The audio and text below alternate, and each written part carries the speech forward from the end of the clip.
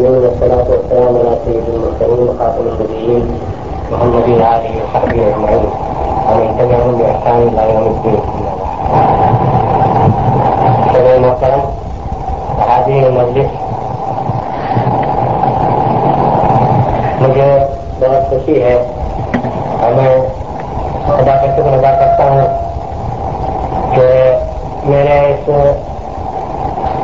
دورے بنگلہ دیش کا اختتام ایک ایسی مجلس پر ہو رہا ہے جس میں ملک کے دانشور فضلاء، تکنیکی تحقیقی کام کرنے والے اور ادیب جمع ہے، اور اسی کے ساتھ ایک اور مبارک تقریب کا افتتاح بھی ہو رہا ہے اور وہ خدمت خلق کا ایک بہت اہم میدان ہے. میں اجازت چاہتا ہوں کہ پہلے میں دانشوروں سے، اور اگر مجھے معاف کیا جائے تو اپنے ہم مذاق اور ہم پیشہ لوگوں سے خطاب کر لوں. ہم پیشہ اس لیے کہتا ہوں کہ میں بھی لکھنے پڑھنے والا آدمی ہوں. تو آپ سب حضرات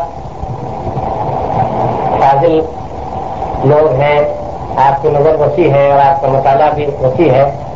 میں آپ کے سامنے ایک تاریخی حقیقت رکھتا ہوں، تاریخ کا ایک اہم واقعہ جو بہت سوچنے کا سامان رکھتا ہے. تو یہ کہ آپ سب کو معلوم ہے کہ 7ویں صدی ہجری کے وقت میں تاتاری ایک نئی طاقت دنیا میں ابھری. وہ وسط ایشیا میں ایک بہت وسیع میدان میں، لیکن ایک محدود ماحول میں، ذہنی طور پر، ذہنی، فکری، مذہبی اور علمی طور پر بہت ہی محدود میدان میں گھرے ہوئے ایک حصار میں وہ زندگی گزار رہے تھے سینکڑوں برس سے، اور ممکن ہے کہ ہزاروں برس سے.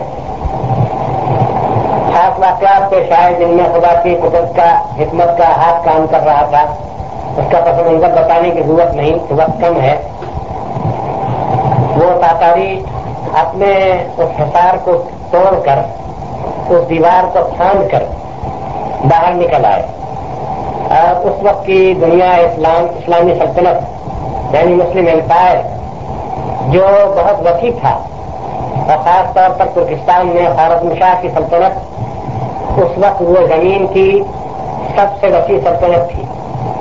لیکن مسلم معاشرے میں بہت سی خرابیاں پیدا ہو گئی تھیں، اور مسلم سوسائٹی جو ایک محض سلطنت ہی اصل چیز نہیں ہے، اصل معاشرہ ہوتا ہے، سوسائٹی ہوتی ہے.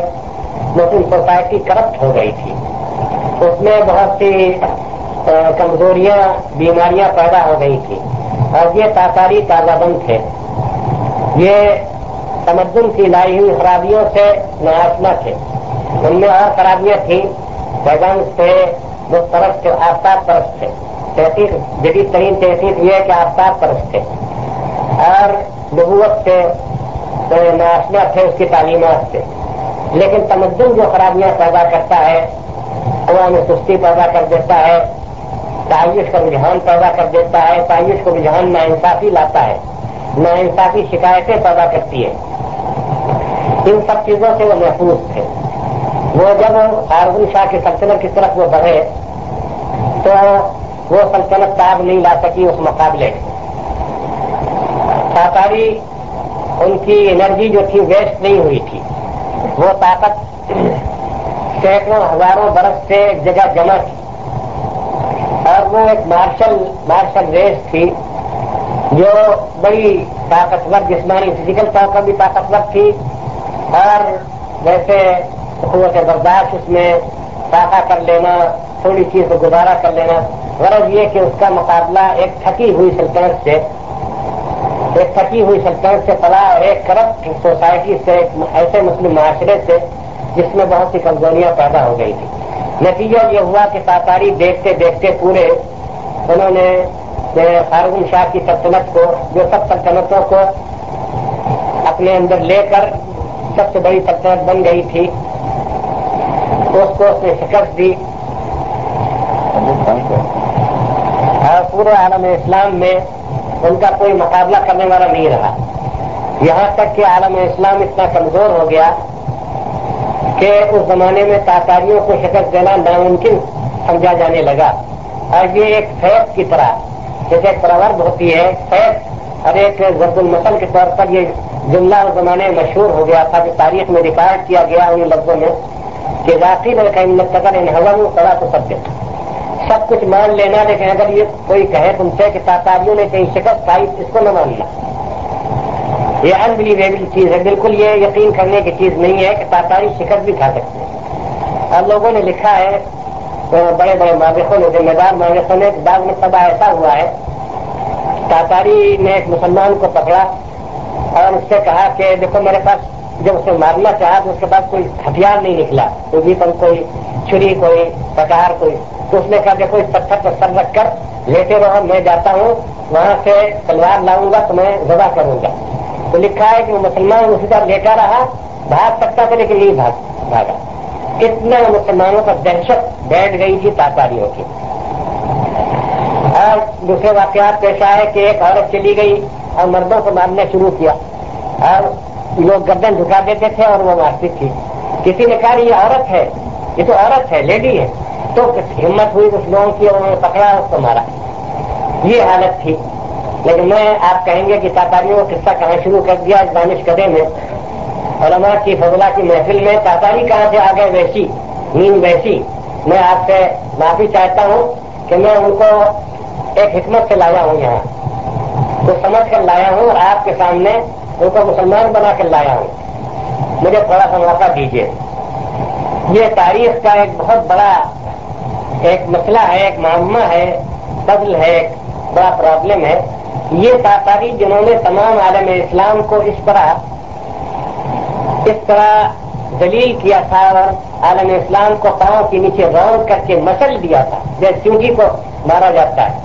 अब बगदाद का जो हाल है आपको मालूम है कि बगदाद जो 600 बरस तक दारुल सल्तनत रहा और सबसे बड़े एम्पायर का, खिलाफत अब्बासिया का, उस बगदाद का हाल ये था कि दजला का पानी कभी मुसलमानों के खून से सुर्ख हो गया और कभी किताबों की स्याही से काला हो गया, स्याह हो गया। इतनी किताबें खुदा इन किताबों की हिफाजत फरमाए लाइब्रेरी की, इतने कुतुबखाने उन्होंने दरियाबुर्द किए कि पानी स्याह पड़ गया और मुसलमानों का खून इतना बहाया। और उस वक्त ये था कि जो लोग टॉयलेट्स में बैतुल खला में चले गए, खानों में, वो तो बच गए, या जो कहीं नीचे तहखाने थे उनमें, बाकी बगदाद में कत्ले आम हुआ। तारीख का एक सवाल है, मैं आपके सामने सवाल रखता हूँ और रिसर्च स्कॉलर्स को दावत देता हूँ कि ये क्या बात हुई कि तातारी सब के सब मुसलमान हो गए। आपको मालूम है कि तातारी मिन हो हैसिल कौम 100%, यानी उनका वो नहीं है तनासुब कोई परसेंटेज इस तरह का कि 10%, 20% नहीं, 100%, 101% सब मुसलमान हो गए और इस्लाम के मुहाफिज बन गए। और इकबाल को कहना पड़ा कि आज भी तातार के अफसाने से है, आज भी तातार के अफसाने से पास बामिल गए काबे को सनम खाने से है, आज भी तातार के अफसाने से पास बामिल गए काबे को सनम खाने से। इसमें क्या फैक्टर था, क्या आमिल थे, वो कौन सी ताकत थी जिसमें तातारियों की दुनिया में कम मिसालें मिलती हैं। या तो अरब कुल के कुल मुसलमान हुए, लेकिन अब भी बहुत से अरब हैं लबनान में, मिस्र में और शाम में जो ईसाई हैं, मसलन अरब हैं लेकिन मजहब में वो ईसाई हैं, लेकिन तातारियों में शायद एक भी नहीं मिलेगा। तो ये तारीख का एक सवाल है जो हल तलब है, गौर तलब है। और मैं आपको मुतवज्जे करना चाहता हूँ अपने महदूद मुताले की रोशनी में कि इसके दो सबब थे। एक सबब तो ये था कि उस वक्त के अहले दिल ने, मुसलमान रूहानी लोगों ने, मशाइख ने अपनी तवज्जो तातारियों की तरफ की और खुदा से दुआएं की, रातों को रोए और हिकमत से और मोहब्बत से उनको इस्लाम की दावत। एक वाकया मैं आपको सुनाता हूँ कि बहुत अजीब और गरीब वाकया है और मिस्टर आर्नल्ड ने अपनी किताब प्रीचिंग ऑफ इस्लाम में लिखा है इसको, लेकिन जो कदीम सोर्सेज हैं, मासिज हैं फारसी के, उनमें थोड़े फर्क के साथ है। मैं दोनों को पेश करता हूँ। एक मतलब किस्सा ये पेश आया कि तुगलक तैमूर शहजादा का प्रिंस था तातारी, وہ شکار کو نکلا. اور آچاریوں میں وہم توہمات بہت تھے کہ مثلاً کوئی ایرانیوں کو بہت دلیل سمجھتے, سب زیادہ ایرانیوں کو دلیل سمجھتے. میں کسی پولیٹیکل ویو سے کسی اور وجہ سے نہیں کہتا اس وقت, بلکہ تاریخ فیکٹ کے طور پر بیان کرتا ہوں کہ ایرانیوں کو چونکہ انہوں نے فتح کیا تھا, ایرانیوں کو بہت دلیل سمجھتے اور وہاں تمدن بھی بہت بڑھ گیا تھا, اس سے کمزوری پیدا ہو گئی. تو تغلق تیمور شکار کو نکلا, اس نے اپنے چوکیدار مقرر کیے کوئی ایرانی نہ آنے پائے. وہ سمجھتے تھے کوئی ایرانی آ جائے گا تو شکار نہیں ملے گا. ہمارے یو پی میں, یو پی سائڈ معلوم نہیں آپ کے ہیں نہیں, کہ اگر شکار کرنے نکلے اور کسی نے چھری کا نام لے لیا, چاقو ہے کہ نہیں, تو کہتے ہیں آج شکار نہیں ملے گا. ایک وہم تھا. تو کوئی اس کی وہ نہیں ہے, یہ آپ کوئی لاجک اس کی نہیں بیان کر سکتی ہے. کسی کو ہوا ہوگا 10-5 آدمیوں کو تم نے سمجھ لیا, تو چھری اور چاقو کا نام نہیں لیتے ہماری یہ شکاری. تو اس نے کہا کہ دیکھو سب کچھ ہو, ایرانی نہ آنے پائے. ایک بزرگ تھے, اس وقت میں نام ان کا بھول رہا ہوں, میں نے اپنی کتابوں میں ان کا نام لکھا ہے. وہ بزرگ ان کو معلوم نہیں تھا, وہ آ گئے اتفاق سے. کیا نام نہیں, سلمان کا نام یاد آتا ہے, شاید یاد آ جائے. وہ مشہور عالم نے جن کا نام لکھا ہے, وہ آ گئے, کہیں جا رہے تھے باہر, تو چوکیداروں نے ان کو پکڑا اور سفر کر کے لے آئے پرنس کے پاس, شہزادے. ان کا تم ایرانی ہو کہا, تو اس نے کہا کہ تم یہاں کیسے آئے, یہاں کیوں مرنے آئے. تو انہوں نے کہا کہ ہمیں خبر نہیں تھی کہ بادشاہ شکار کھیلنے نکلے ہیں, ہم تو اپنے راستے جا رہے تھے, ادھر آ گئے. کیا بتاؤ, کتا پاس تھا. کتا زیادہ عزت رکھتا ہے کہ ایرانی, تم زیادہ عزت رکھتے ہو. اس سوال بڑا کریٹیکل تھا, بڑا ہی ایموشنل کریٹیکل. بہت ہی آدمی یعنی اپنے ہوش حواس کو قائم نہیں رکھ سکتے. اگر وہ کہتے ہیں کہ میں افضل ہوں, میں عزت والا ہوں, تو گردن اڑا دی جائے گی. کہتے ہیں کتا افضل ہے, تو یہ اللہ تعالیٰ اشرف المخلوقات بنایا ہے, مسلمان ہے, کلمہ گو کہتے ہیں. ان کا اس کا فیصلہ ابھی نہیں ہو سکتا. بہت اطمینان, اس کا فیصلہ ابھی نہیں ہو سکتا. میں ابھی جواب نہیں دے سکتا. کیا مطلب, کیونکہ اگر میرا خاتمہ ایمان پر ہوا تو میں افضل ہوں, نہ یہ کتا افضل. چوٹ لگی اس کے دل. ایک تو اللہ کے ایک مقبول بندے نے کہا تھا, دل پر چوٹ لگی, چلیں کہ ایمان کیا ہوتا ہے. ان کا ایمان یہ ہے کہ جس نے پیدا کیا اس کو مانا جائے, اس کو ایک مانا جائے, وہی اس دنیا کو چلا رہا ہے اکیلا, کوئی اس کا شریک نہیں ہے, وہی ہر چیز پر قادر ہے. اور اس نے خدا کے پیغمبروں کو بھیجا, پیغمبروں کو مانا جائے, آخری رسول کو مت. بس اس کے دل سے بات لگ گئی, ہر وقت کی بات اللہ تعالیٰ کو منظور تھا. اس نے کہا اچھا دیکھیے, یہ آنگن نے اتنا لکھا ہے کہ انہوں نے یہ جواب دیا, شیخ الدین کیا نام تھا, انہوں نے جواب دیا کہ اگر ہم مسلمان نہ ہوتے تو یہ کتا افضل تھا, لیکن ہم مسلمان ہیں اس لیے ہم افضل ہیں. یہ افضل لکھا ہے. لیکن تغلق تیمور پر جو کتاب فارسی میں ہے, میں نے جو دیکھی ہے, اس میں اس طرح لکھا ہے. یہ بات زیادہ سمجھ میں آتی ہے, اس لیے کہ یہ وہ بزرگوں کے ذہن سے زیادہ مناسبت رکھتی ہے, صوفیاء کرام کے. انہوں نے کہا ہے اس کا انحصار ایمان پر خاتمے پر ہے, اس کا بھی پتہ نہیں ہے. اگر میرا ایمان پر خاتمہ ہوا تو میں افضل یقیناً, ورنہ یہ کتا مجھ سے 1000 درجے افضل. بہرحال اس نے ایمان کی بات سنی تو اس نے کہا کہ اچھا دیکھو, میں تو ابھی ولی عہد ہوں, وہ کراؤن پرنس تھا, وہ ابھی وہ نہیں ہوا تھا تخت نشین. اس نے کہا اگر میں آپ سنیں کہ میں بادشاہ ہو گیا تو آپ مجھ سے ملے ضرور. وہ انتظار کرتے رہے, لیکن ابھی وہ وقت نہیں آیا, ان کی قسمت میں نہیں تھا. بیٹے کو بلایا اور کہا کہ بیٹا, میرے قسمت میں شاید یہ عزت نہیں لکھی تھی کہ میرے ہاتھ پر مسلمان ہو. جب تم سننا کہ تغلق تیمور بادشاہ ہو گیا تو تم اس کے پاس جانا اور یاد دلانا یہ واقعہ. کہنا کہ ایک مرتبہ آپ کو یاد ہوگا کہ ایک ایرانی سے آپ کا سامنا ہوا تھا, یہ باتیں ہو گئے. تو وہاں محل میں کون جانے دیتا, وہ چوکی پہرا تھا. وہ باہر ایک درخت کے نیچے مسلح ڈال کر بیٹھ گئے اور پانچوں وقت اذان دینے لگے زور زور سے. صبح جب ہوئی تو اس کی آنکھ کھل گئی, پہلے اس کی نیند خراب ہوئی. نہیں, کون ہے, کون چلا رہا ہے. لوگوں نے کہا کہ ایک پاگل سا مزدور سا آدمی ہے, وہ ایک کپڑا بچھائے ہوئے سرا لگاتا رہتا, پکڑ لاؤ. بلائے گئے, تو تم نے ہماری نیند خراب کی, تم کون ہو. کہ آپ کو یاد ہے کہ آپ کا ایک بزرگ سے آپ کی ملاقات ہوئی تھی, یہ باتیں ہوئی تھی, اور آپ نے کہا تھا کہ اگر تم سنو کہ میں بادشاہ ہو گیا ہوں تو آنا, ان کا تو انتقال ہو گیا. اب میں گواہی دیتا ہوں کہ ان کا ایمان پر خاتمہ ہوا. یہ میں آپ کو چلا, مطلب یہ کہ آپ کے سوال کا جواب مل گیا. تو اس نے کہا کہ تم ان کے بیٹے ہو, بہت اچھا, ٹھہرو, تم مہمان ہو ہمارے. اس نے اپنے وزیر اعظم کو بلایا تنہائی میں اور کہا کہ یہ واقعہ پیش آیا تھا, میرے دل میں اس وقت سے کچھ دین کی وہ بات ایک بیج پڑ گیا تھا. ہم بیٹے آئے ہیں, میں نے ارادہ کیا ہے کہ میں مسلمان ہو جاؤں, کلمہ پڑھوں. تمہارا کیا ارادہ؟ اس نے کہا کہ جہاں پناہ میں تو بہت پہلے سے مسلمان ہو چکا ہوں. میں آپ سے چھپاتا تھا. کباب پھر ہم بھی مسلمان, تم بھی مسلمان.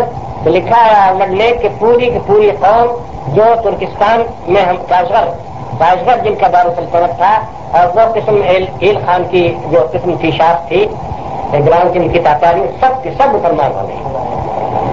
یہ ایک واقعہ میں نے سنا ہے کہ ایک بہت بڑا فیکٹر یہ تھا کہ اہل دل نے توجہ کی اور انہوں نے سب دنیا کی ساری چیز آنکھ بند کر کے اس قوم کو مسلمان بنانے کی کوشش کی. ایک بات, ایک ایلیمنٹ اس میں, ایک فیکٹر دوسرا تھا جس کو میں عرض کرنا چاہتا ہوں, جس کا تعلق اس مجلس سے ہے. وہ یہ کہ تاتاریوں کے پاس سب کچھ تھا. تلوار تھی اور مارشل اسکرپٹ تھی اور وہ بڑے وہ تھے شہ سوار اور لڑنے والے, اور ان میں اور بھی خوبیاں تھیں, لیکن ان کے پاس لٹریچر نہیں تھا, ان کے پاس کوئی سویلائزیشن, کوئی تہذیب نہیں تھی, ان کے پاس اسکرپٹ تک نہیں تھا, ان کے پاس کوئی ترقی یافتہ قانون نہیں تھا. الیاسا کے نام سے, جس کو بعض لوگ کہتے ہیں کہ سیاسہ اسی سے نکلا ہے, الیاسا کے نام سے قانون تھا جو صحرا نشین قوموں میں جو جنگلوں میں رہتی ہیں ان کا جو قانون ہوتا ہے کہ کوئی کسی کو مارے دیوں کرے, اگر کوئی گناہ کرے, کوئی جنسی گناہ کرے تو یہ سزا ہے. ویسے چھوٹا سا قانون. جب مسلمان ملکوں پر ان کی حکومت قائم ہوئی تو خالی ہاتھ تھے, نہ ان کے پاس ادب تھا, نہ شاعری تھی, نہ تہذیب تھی. یہاں مسلمان ادیبوں اور مصنفوں نے اپنا کام کر لیا, ان کو ادب دیا, شاعری دی, پڑھایا لکھایا, اور جب ان کا ذہنی اثر پڑا تو وہ سب ان کے وہ اسلام کے حلقہ بدوش ہو گئے. یعنی ادھر دل کو فتح کیا صوفیوں نے اور دماغ کو فتح کیا ہمارے دانشوروں نے اور ہمارے مصنفوں نے اور ادیبوں نے. اس کا مطلب یہ ہوا کہ قومیں صرف تلواری سے فتح نہیں ہوتی, وہ علم اور ہنر سے اور ذہانت سے. اور یہ جو ہے انٹلیکچوئل سلیوری یا مینٹل سلیوری, یہ کسی طرح سے پولیٹیکل سلیوری سے کم نہیں ہے.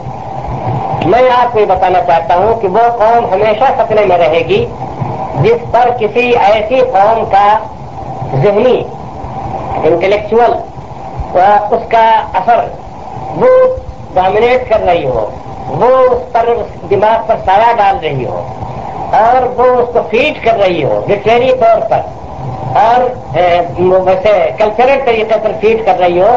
وہ قوم خطرے میں رہے گی اور وہ قوم کبھی آزاد نہیں ہو سکتی.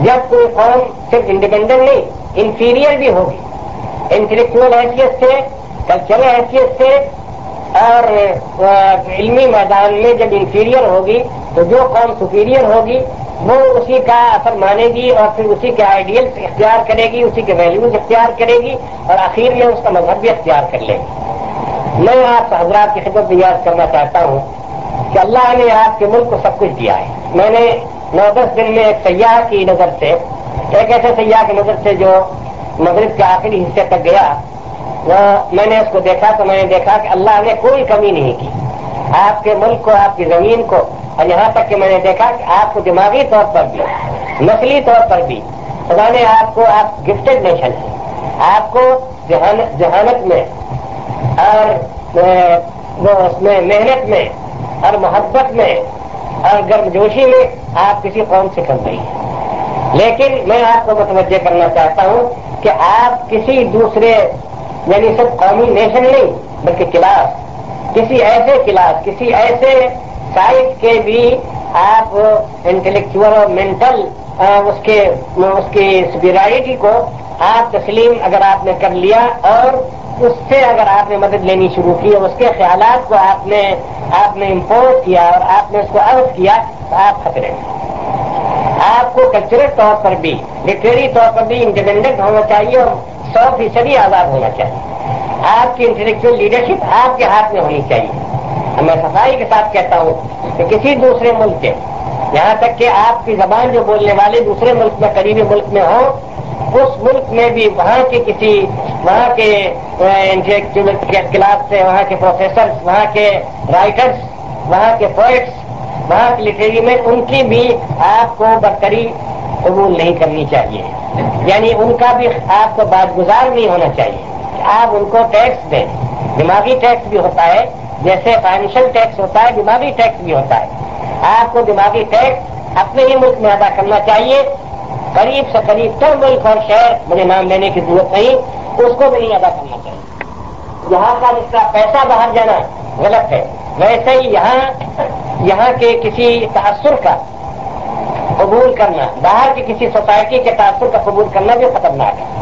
ہاں، اگر آپ کو کہیں کا تاثر قبول کرنا مناسب ہے اور جائز ہے تو وہ مرکز اسلام کا، براہ راست حجاز مقدس، براہ راست حرمین شریفین کا، یا آپ کے جو روحانی مرکز سب چیزیں ہندوستان پاکستان میں رہ گئے ہیں وہ وہاں کے سرین شریف ہے، جو مثلا دہلی ہے، جو مثلا دیوبند ہے، مظاہر ہے، ندوۃ العلماء ہے، جہاں سے پڑھے ہوئے لوگ آپ کے آئے، وہاں سے آپ مدد لے سکتے ہیں، وہاں سے آپ خیالات لے سکتے ہیں، مستعار لے سکتے ہیں اور وہاں سے آپ طاقت حاصل کر سکتے ہیں.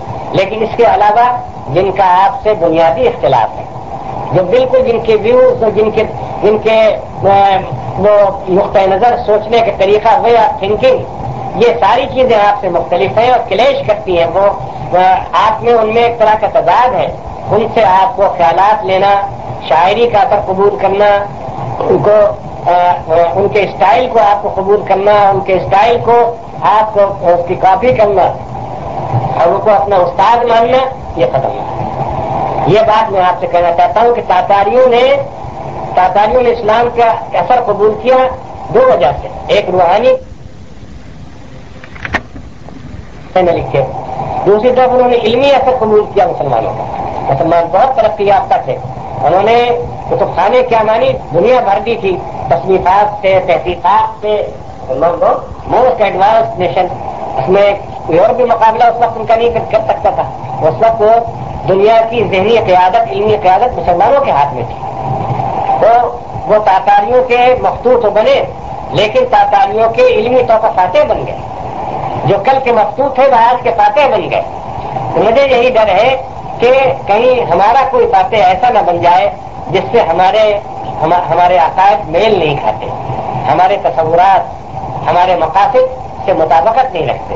آپ کو اپنا لٹریچر پیدا کرنا چاہیے، آپ کو اپنا اسٹائل ڈیولپ کرنا چاہیے، آپ کو اپنی بنگلہ زبان یہاں کی ایسی ہونی چاہیے کہ آپ کو مثلاً میں صفائی کے ساتھ کہتا ہوں کہ آپ کو شاعر کے طور پر نظر الاسلام کو ماننا چاہیے اور ساری دنیا میں نظر اسلام کی شاعری کی تبلیغ کرنی چاہیے اور نظر اسلام پر فخر کرنا چاہیے.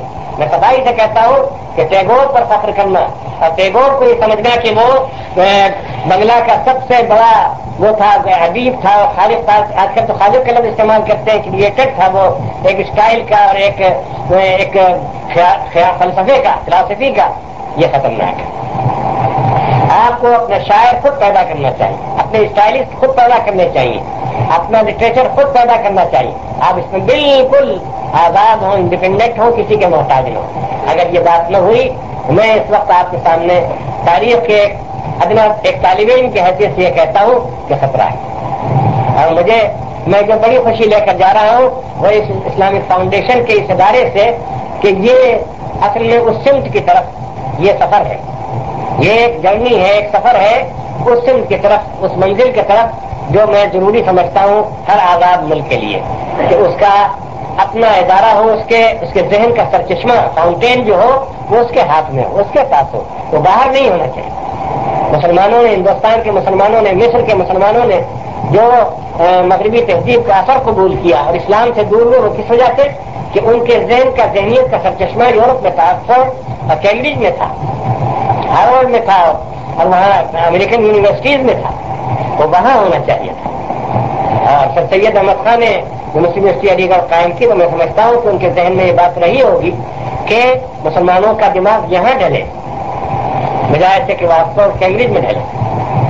یہ بات بڑی ضروری ہے کہ آپ بالکل، میں تو کہتا ہوں کہ آپ باہر سے چاہے کچھ منگوائیے، آپ مشنری منگوائیے، آپ انسٹرومنٹس منگوائیے، سائنس کی چیزیں منگوائیے، لیکن ادب نہ منگوائیے، شاعری نہ منگوائیے، فلسفی نہ منگوائیے. یہ بہت خطرناک ہے. بنگلہ دیش کا ایک اپنا اسکول آف تھاٹ ہونا چاہیے، ایک اس کا اپنا اسٹائل ہونا چاہیے، اور چاہیے کہ کلکتے اور وہاں کے ویسٹ بنگال کے لوگ اس کی تقلید کریں. آپ کو امام ہونا چاہیے. آپ کو مقتدی نہیں ہونا چاہیے. مقتدی بننا ہے ایک مسلمان قوم کے لیے. تو اللہ نے ایسے دانشور دیے ہوں, ایسے اہل دماغ دیے ہوں کہ بڑی یونیورسٹی کالجز اور ایسی لائبریریز اور یہ سب کلیکشن. پھر آپ کے یہاں جو شروع سے صدیوں سے ہوتا چلا آیا ہے, آپ کی ایک تاریخ ہے. تو آپ کو کسی دوسری قوم کا, کسی دوسرے ملک کا, چاہے وہ آپ سے حجم میں کتنا بڑا ہو, لیکن آپ کو اس کا باغگزار نہیں ہونا چاہیے. آپ کو اس کا نمبر 2 کا نمبر 3 کا وہ نہیں بننا چاہیے. آپ ہمیشہ نمبر 1 پر رہیں. یہ میں ایک اپنا فرض سمجھ کر آپ کی محبت کا, آپ کی پذیرائی کا ایک جواب سمجھ کر, اس کا ایک حق سمجھ کر یہ میں عرض کر رہا ہوں کہ جب تک کہ آپ کا بنگلہ دیش اپنے لکھنے پڑھنے میں, اپنے سوچنے کے طریقے میں, اپنے ادب و شاعری میں, اپنے افسانہ نگاری میں, یعنی شارٹ اسٹوریز میں بھی, اور بنگلہ زبان میں جب تک وہ مستقل مقام نہ پیدا کر لے گا اور وہ ان سے بڑھ جانے کی کوشش کرے گا, اگر بڑھ نہ جائے تو کم سے کم آزاد ہو جائے, ان سے مستغنی ہو جائے, تو اس وقت تک اطمینان نہیں. جب تک ہماری یونیورسٹیز, ہمارے کالجز وہ بالکل ہمارے معاشرے کے ساتھ میں چلے, ہمارے معاشرے کی تکلیفوں کو نہ محسوس کرے, ہمارے معاشرے کے دل کی دھڑکنوں کو نہ سنے, اس وقت تک وہ کالجز یونیورسٹیز بھی قابل اعتبار نہیں ہے. معلوم نہیں کس وقت وہ ایک کنفیوژن پیدا کر دیں. وہ ہمارے معاشرے کی سطح پر ان کو ہونا چاہیے, اور اس قوم کا جو عقیدہ اور مسلک ہے 100% اس کے مطابق ہونا چاہیے. یہ تو خیر سسٹم آف ایجوکیشن اور اس کی بات ہے, وہ ان کے سوچنے کے لیے کہ اس موقع پر میں یہ عرض کر رہا ہوں. ایک بات تو یہ. دوسری بات یہ ہے کہ مجھے بڑی خوشی ہوئی کہ آپ نے خدمت خلق کے میدان کی طرف توجہ کی, اور اس میں پریکٹیکل, بالکل آپ پریکٹیکل ہو گئے. یعنی میں کل وہاں گیا تھا سنار گاؤں, تو مجھے دیکھ کر بڑی خوشی ہوئی. وہاں کے اسٹاف کے لوگ مجھ سے ملے, ہمارے صدر صاحب نے ان کو ہدایت غالباً کر دی ہوگی. انہوں نے بتایا کتنے پیشنٹ آتے ہیں اور کتنے آدمیوں کو روز وہ علاج کرتے ہیں اور کتنی دوائیں مفت وہ تقسیم کرتے ہیں. تو یہ بہت ہی بڑی توفیق تھی. میں اس کو توفیق کہوں گا, توفیق الہی کی بات ہے کہ آپ نے اس میدان کی طرف بھی توجہ کی جو پہلے خالص مشنری کرسچینس مشنریز کا میدان بن گیا تھا, اور انہوں نے اس میدان کے بعد کیپچر کیا فیلڈ کو, ہمارے عوام کو. میں اپنے بچپن میں سنا کرتا تھا کہ ہمارے قریب ڈسٹرکٹ ہے فتح پور, کہ وہاں کا مشن ہاسپٹل سب سے زیادہ ترقی یافتہ ہے اور سب زیادہ ہمدردی وہاں کی جاتی ہے. اور عورتوں کے ساتھ, عورتوں کے علاج میں خاص طور بہت اخلاق سے وہ سب پیش آتی ہے وہاں کی نرس اور وہاں کا اسٹاف. تو یہ عام طور پر یہ ابھی ہندوستان میں ہے کہ مشن ہاسپٹل کچھ بہتر ہے دوسروں کے مقابلے میں, چونکہ اندر مشنری اسپرٹ ہوتی ہے تو وہ زیادہ اخلاق کے ساتھ پیش آتے ہیں. اس کا نتیجہ یہ ہوتا ہے کہ مریض اپنے مرض سے, جسمانی مرض سے اچھا ہو جاتا ہے, لیکن روحانی مریض ہو جاتا ہے. کم سے کم ان کے متعلق یہ خیال کہ ہم سے زیادہ اچھے آدمی ہیں. یہ بھی ایک بیماری ہے. تو ایک بیماری سے نجات پاتا ہے, دوسری بیماری جو اس سے زیادہ خطرناک ہوتی ہے اس کو قبول کر لیتا ہے.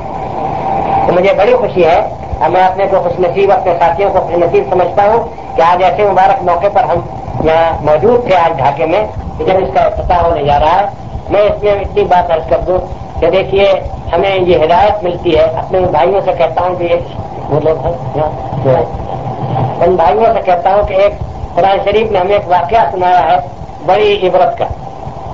مجھے یاد دیجیے میں چند منٹ میں عرض کر دوں. اعوذ باللہ من الشیطان الرجیم. ودخل معه 6 فتيان قال احدهما اني اراني اعصر خمرا وقال الاخر اني اراني احمل فوق راسي خبزا تاكل الطير منه نبئنا بتعبيره انا نراك من المحسنين قال لا ياتيكما طعام ترزقانه الا نبأتكما بتعبيره قبل ان ياتيكما ذلك مما علمني ربي اني تركت ملة قوم لا يؤمنون بالله وهم بالآخرة هم كافرون واتبعت ملة آبائي ابراهيم واسحاق ويعقوب ما كان لنا ان نشرك بالله. ایک عجیب, حضرت یوسف سراپا جمال تھے, لیکن ان کا ہر قصہ جمیل ہے, ایک جمال لگتا ہے, اس میں ہر ایک بیوٹی ہے.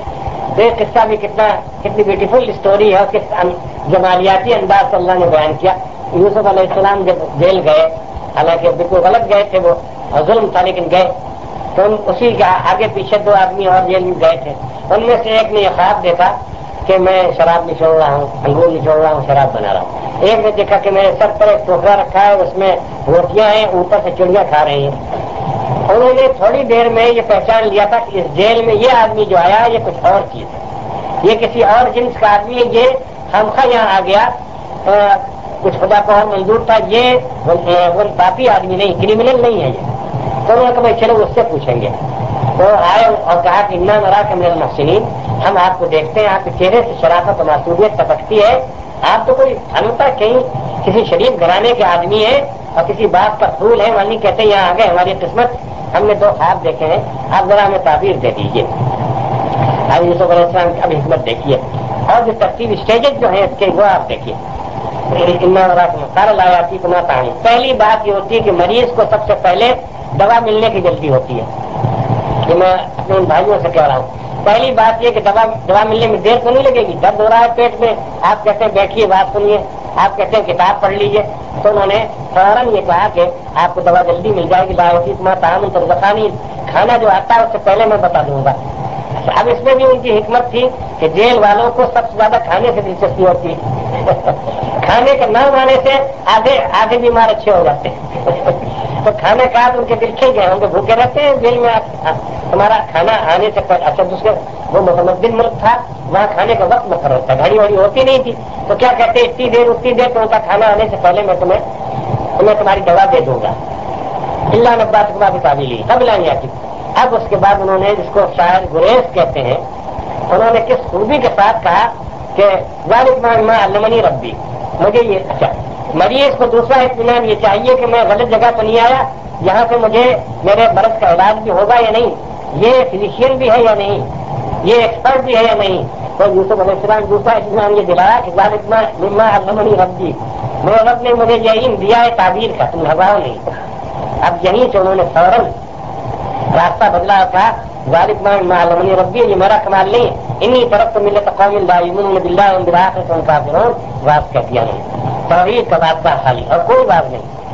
انی ترکت ملت قوم، میں نے اصل میں مجھے یہی اس لیے ملا کہ میں نے ان لوگوں کا راستہ چھوڑ دیا جو خدا پر ایمان نہیں لاتے اور خدا کے سوا بہت سے بتوں کو پوچھتے ہیں، بہت طاقتوں کو پوچھتے ہیں، اور میں نے اتباع کی ایک ملت ابراہیم اسحاق یعقوب، ما کان لنا نشرک باللہ من شیء، ہمیں اس کا ہمارے لیے اس کا بالکل کوئی جسٹیفیکیشن نہیں، کوئی جواب نہیں، کوئی امکان نہیں کہ ہم اللہ کے ساتھ کسی اور کو شریک کریں۔ اصل میں انہوں نے دیکھا کہ یہ جو آپ دیکھ کر کے آئے ہیں اس کو بہت بھیانک، اس سے زیادہ خطرے میں تو مبتلا ہے، یہ شرک میں مبتلا ہے، پہلے اس مرض کا علاج ہونا چاہیے۔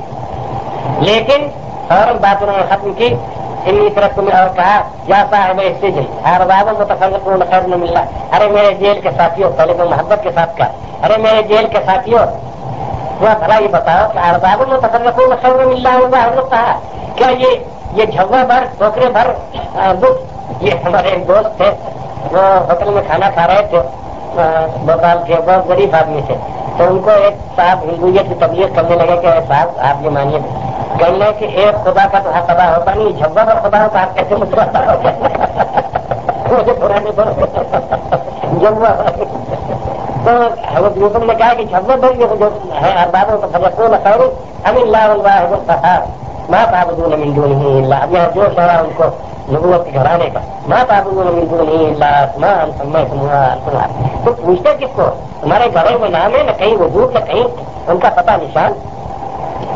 اسی وقت ان کو محسوس ہوا کہ دوست پورا ہو گیا، اس سے زیادہ لمبا نہیں کرنا چاہیے، یہ بیمار ہے ان کو دوا ملنی چاہیے۔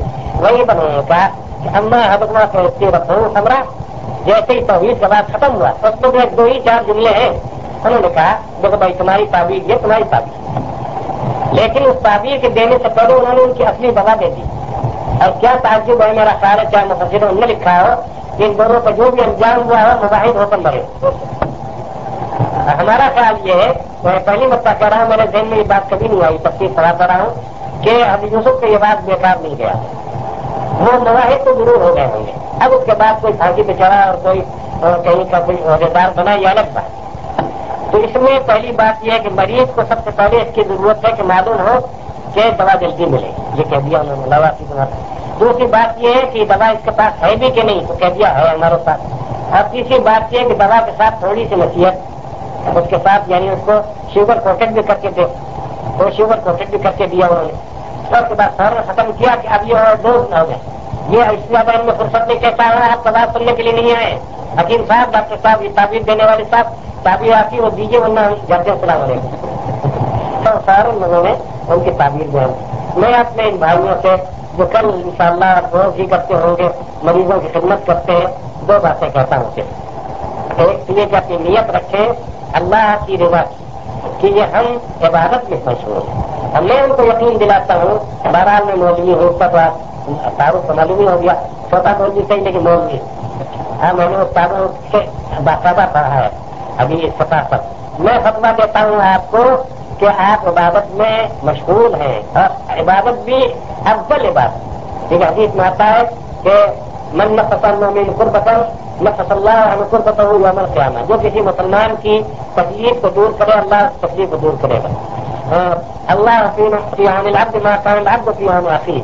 اللہ اپنے بندے کی مدد میں رہتا ہے جب تک بندہ اپنے بھائی کی مدد میں رہتا ہے. اور سب سے بڑھ کے یہ بات ہے کہ اسلام کا دین توحید اس میں حدیث قدسی ہے کہ اللہ تعالیٰ فرمایا بات قیامت میں بعض لوگوں سے کہ اے فلاں میں بیمار ہوا تھا تو مجھے دیکھنے نہیں آیا. باری رہا آپ بیمار ہو سکتے ہیں کہ نہیں میرا فلاں بندہ بیمار تھا اگر تو اس کے پاس جاتا دیکھنے تو مجھے وہاں پاتا. اس کے بہت مرتبہ نہیں ہوتا.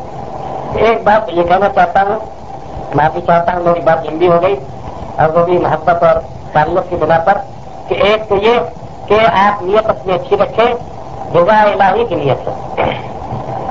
آپ جو کام کر رہے ہیں وہ عبادت. اور دوسری بات یہ کہ اس میں تھوڑا سا وہ میں جس کو شوگر کوکس کہا تو میں تھوڑا سا اخلاق بھی شامل کرتے ہیں اور تھوڑی سی محبت اور دین کا بیج ڈال دیں وہ کبھی نہ کبھی کام اتنا ہی کہتے اللہ اللہ شفا دیتا.